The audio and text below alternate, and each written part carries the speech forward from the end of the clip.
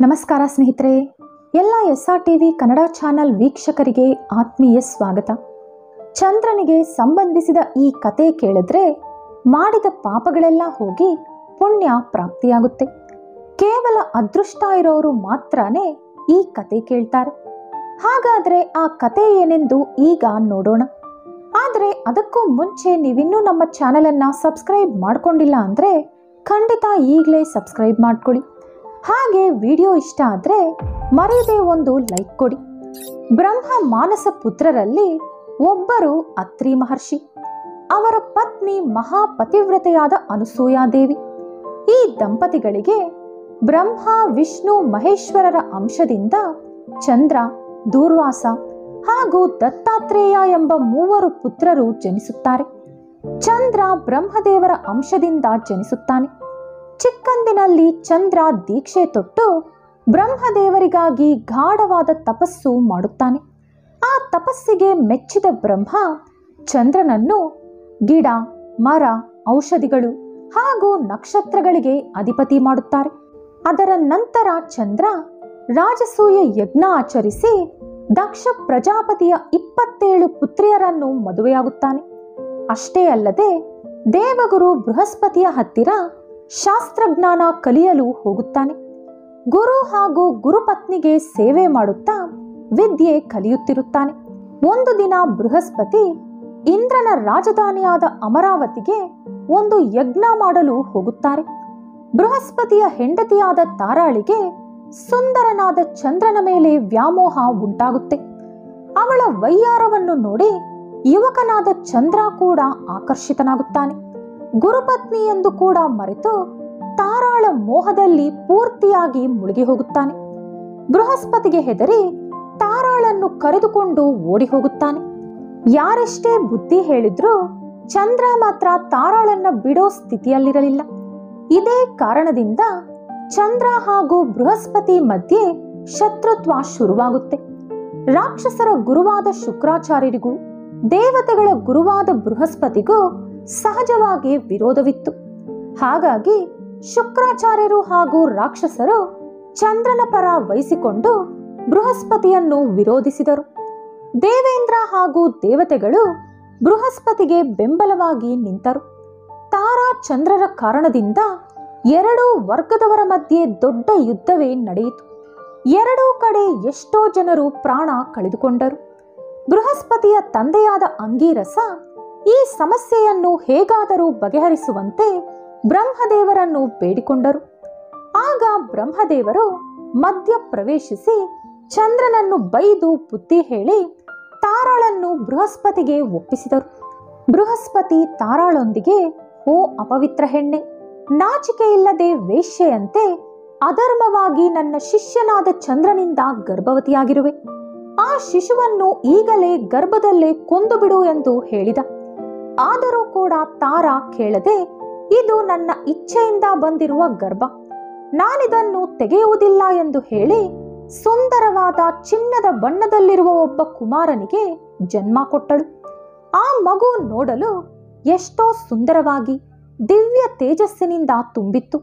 ಆ ಮಗುವನ್ನು ನೋಡಿದ ಕೂಡಲೇ ಆ ಮಗು ನನ್ನದು ಎಂದು ಚಂದ್ರ, ಇಲ್ಲ ನನ್ನದು ಎಂದು ಬೃಹಸ್ಪತಿ ಮತ್ತೆ ಕಿತ್ತಾಟ ಶುರು ಮಾಡಿದ್ರು. ಮಗುವನ್ನು ನೋಡಲು ಬಂದಿದ್ದ ದೇವತೆಗಳು ಮಗು ಯಾರಿಗೆ ಸ್ವಂತ ಎಂದು ಕೇವಲ ಆ ಮಗುವಿನ ತಾಯಿ ಮಾತ್ರ ಹೇಳಲು ಸಾಧ್ಯ ಎಂದು ಹೇಳಿದರು. ಬ್ರಹ್ಮದೇವರು ತಾರಾಳನ್ನು ಒಂಟಿಯಾಗಿ ಕರೆದು ಆ ಮಗುವಿನ ತಂದೆ ಯಾರೆಂದು ಕೇಳಿದರು. ತಾರಾ ನಾಚಿಕೊಳ್ಳುತ್ತಾ ಆ ಮಗುವಿನ ತಂದೆ ಚಂದ್ರ ಎಂದು ಹೇಳಿದಳು. ಅದರ ನಂತರ ಬ್ರಹ್ಮದೇವರು ಆ ಮಗುವಿಗೆ ಬುಧ ಎಂದು ನಾಮಕರಣ ಮಾಡಿ ಚಂದ್ರನಿಗೆ ಒಪ್ಪಿಸಿದರು. ಮಗನನ್ನು ಮನೆಗೆ ಕರೆತಂದ ಚಂದ್ರನ ಸಂತೋಷಕ್ಕೆ ಇತಿಮಿತಿಯೇ ಇರಲಿಲ್ಲ. ಆ ಮಗುವನ್ನು ಹೆಂಡತಿ ರೋಹಿಣಿಗೆ ಒಪ್ಪಿಸಿದ ಚಂದ್ರ ಆಕೆ ಬುಧನನ್ನು ಸ್ವಂತ ಮಗನಂತೆ ಮುದ್ದಾಗಿ ಬೆಳೆಸಿದಳು. ಬುಧ ಚಿಕ್ಕಂದಿನಿಂದಲೇ ತುಂಬಾ ಬುದ್ಧಿವಂತ.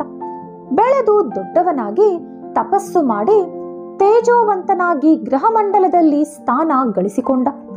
ಸೂರ್ಯದೇವರಿಗೆ ವಿಶ್ವಕರ್ಮನ ಪುತ್ರಿಯಾದ ಸನ್ಯಾಳ ಮುಖಾಂತರ ವೈವಸ್ವತ ಮನು ಜನಿಸಿದ. ಆತ 7ನೇ ಮನುವಿನಂತೆ ಪ್ರಸಿದ್ಧಿ ಪಡೆದ. ಆತನಿಗೆ 9 ಜನ ಪುತ್ರರು. ಅವರು ವಿವಿಧ ಭೂಮಂಡಲಗಳಿಗೆ ಪರಿಪಾಲಕರಾಗಿ ನೇಮಕಗೊಂಡಿದ್ದರು. ವೈವಸ್ವತ ಇನ್ನೊಂದು ಪುತ್ರ ಸಂತಾನಕ್ಕಾಗಿ ಪುತ್ರಕಾಮೇಷ್ಟಿ ಯಾಗ ಆಚರಿಸಿದ. ಯಾಗ ಮಾಡುವಾಗ ವೈವಸ್ವತ ಮನುವಿನ ಹೆಂಡತಿ ಯಜ್ಞ ನಡೆಸುವ ಪುರೋಹಿತರೊಂದಿಗೆ ಆಕೆಗೆ ಪುತ್ರ ಸಂತಾನ ಬೇಡ, ಪುತ್ರಿ ಬೇಕು ಎಂದು ಬೇಡಿಕೊಂಡಳು. ಆಕೆಯ ಇಚ್ಛೆಯ ಮೇರೆಗೆ ಆ ಮುನಿ ಮಗಳೇ ಜನಿಸಲಿ ಎಂದು ಆಶೀರ್ವದಿಸಿ ಹವಿಸ್ಸನ್ನು ದೇವರಿಗೆ ಸಮರ್ಪಿಸಿದರು. ಇದರಿಂದ ಮನುವಿಗೆ 10ನೇ ಸಂತಾನವಾಗಿ ಒಬ್ಬಳು ಮಗಳು ಜನಿಸಿದಳು. ಅವಳ ಹೆಸರು ಇಲ. ಮಗ ಬೇಕೆಂದು ಯಜ್ಞ ಮಾಡಿದರೆ ಮಗಳು ಯಾವ ರೀತಿ ಹುಟ್ಟಿದಳು ಎಂದು ಮನು ವಸಿಷ್ಠ ಮಹಾಋಷಿಯನ್ನು ಕೇಳಿದ.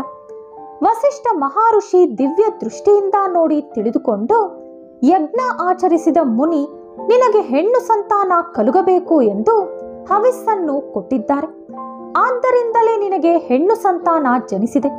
ನೀನು ಚಿಂತಿಸಬೇಡ, ಇದಕ್ಕೆ ನಾನೊಂದು ಪರಿಹಾರ ಹುಡುಕುತ್ತೇನೆ ಎಂದು ಹೇಳಿ ಮನುವಿನ ಮಗಳನ್ನು ಮಗನಾಗಿ ಮಾಡುವಂತೆ ಏಕಾಗ್ರತೆಯಿಂದ ಮಹಾವಿಷ್ಣುವನ್ನು ಪ್ರಾರ್ಥಿಸಿದರು. ಶ್ರೀಹರಿ ಮೆಚ್ಚಿ ಇಳಾಲನ್ನು ಪುರುಷನಂತೆ ಬದಲಾಯಿಸಿ ಸುದ್ಯುಮ್ನ ಎಂದು ಹೆಸರಿಟ್ಟರು.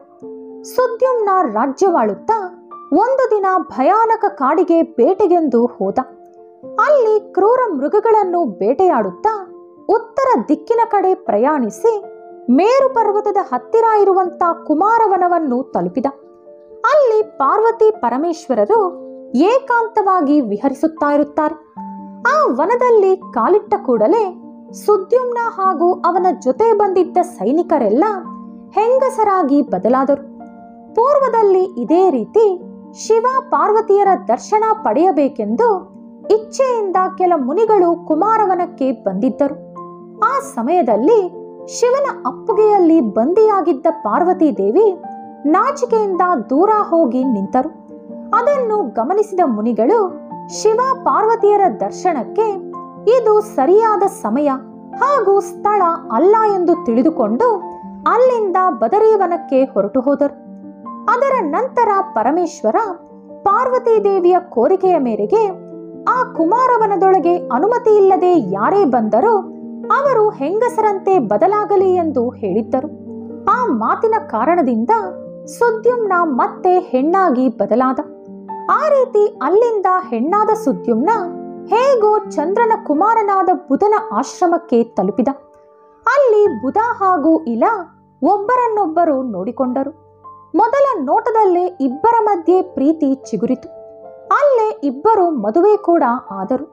ಬುಧ ಹಾಗೂ ಇಲ ದಂಪತಿಗಳಿಗೆ ಪುರೂರವ ಜನಿಸಿದ. ಈ ಪುರೂರವ ಅಂದ ಚಂದದಲ್ಲಿ ಮನ್ಮಥನಿಗೆ ಸರಿಸಾಟಿಯಾಗಿರುತ್ತಾನೆ. ಚಂದ್ರವಂಶದ ಈ ಕತೆ ಬುಧವಾರ, ಹುಣ್ಣಿಮೆ, ಚಂದ್ರಗ್ರಹಣ ಹಾಗೂ ಅಮಾವಾಸ್ಯೆ ಎಂದು ಕೇಳಿದರೆ ಚಂದ್ರನ ಆಶೀರ್ವಾದ ಯಾವಾಗಲೂ ಕೂಡ ನಿಮ್ಮ ಮೇಲಿರುತ್ತದೆ. ಚಂದ್ರನ ಆಶೀರ್ವಾದ ಇದ್ದರೆ ಕೆಟ್ಟ ಗಾಳಿ ಸೋಕುವುದಿಲ್ಲ, ಅನಾರೋಗ್ಯಕ್ಕೆ ಗುರಿಯಾಗುವುದಿಲ್ಲ. ಈ ವಿಡಿಯೋ ನಿಮಗಿಷ್ಟವಾದರೆ ಲೈಕ್ ಹಾಗೂ ಶೇರ್ ಮಾಡಿ. ಇಂತಹ ಹೆಚ್ಚಿನ ಉತ್ತಮ ಕಥೆಗಳಿಗಾಗಿ ತಪ್ಪದೇ ನಮ್ಮ ಚಾನೆಲ್ ಅನ್ನು ಸಬ್ಸ್ಕ್ರೈಬ್ ಮಾಡ್ಕೊಳ್ಳಿ. ನಾಳೆ ಮತ್ತೊಂದು ವಿಡಿಯೋದೊಂದಿಗೆ ಪುನಃ ಭೇಟಿಯಾಗೋಣ. ಧನ್ಯವಾದಗಳು.